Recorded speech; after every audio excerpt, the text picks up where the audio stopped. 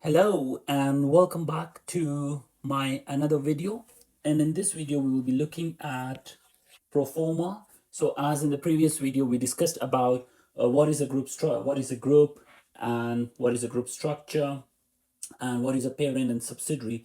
This video we will be focusing on pro forma, so I will be teaching you the mechanics of consolidation here. So make sure you have your pen and paper ready with you because I will be going through a pro forma that we will be looking at in today's session.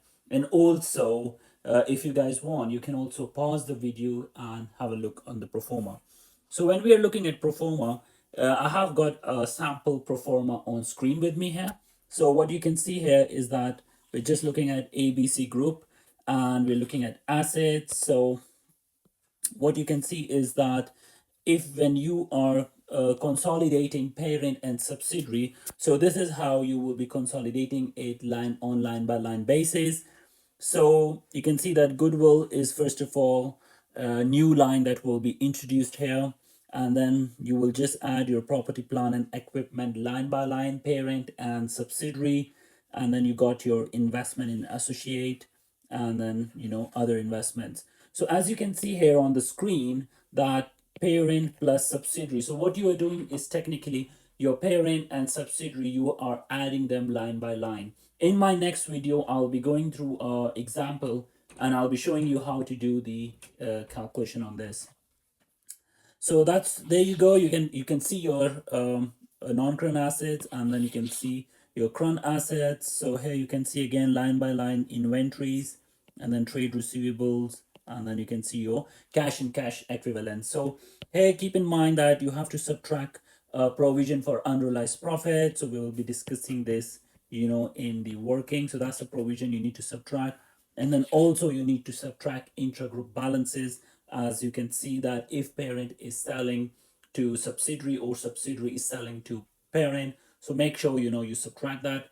Here I'll be discussing with you a full question in next video, but this is just a pro forma to see and discuss how this works. And then obviously your parent and subsidiary cash and cash equivalents you will be adding. That gives you a total assets. Moving ahead, you can see that you have got your equity and liability side as well. So here you can see that your equity and liabilities. So here one thing you need to make sure is that for share capital you're only adding parent only, and then the share premium is only parent coming in. So make sure you don't add subsidiaries here. So that is the thing you will be adding up here. Next thing you can see is that revaluation surplus parent will be coming up, and then P share of post acquisition reserve.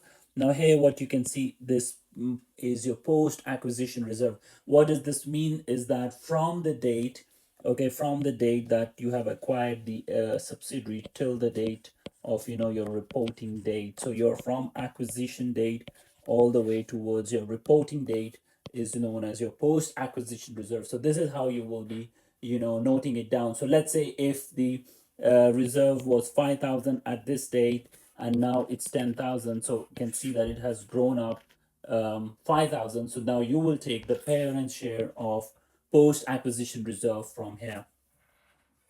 Next in line, you can see you have got your retained earnings and then your non-controlling interest, which is introduced as a new line here. And you can see that non-controlling interest is also your NCI.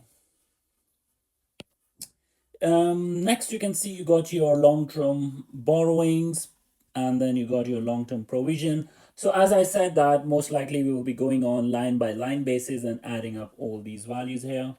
And then we have got our current liabilities here, right? So line by line, again, add it up. Any intragroup balances, make sure you remove them, right? So you have to do that removal as well.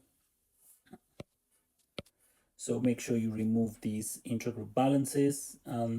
Next, you have got your short-term borrowings, current tax payable, and short-term provision. So that is how line by line you will be going and eliminating this.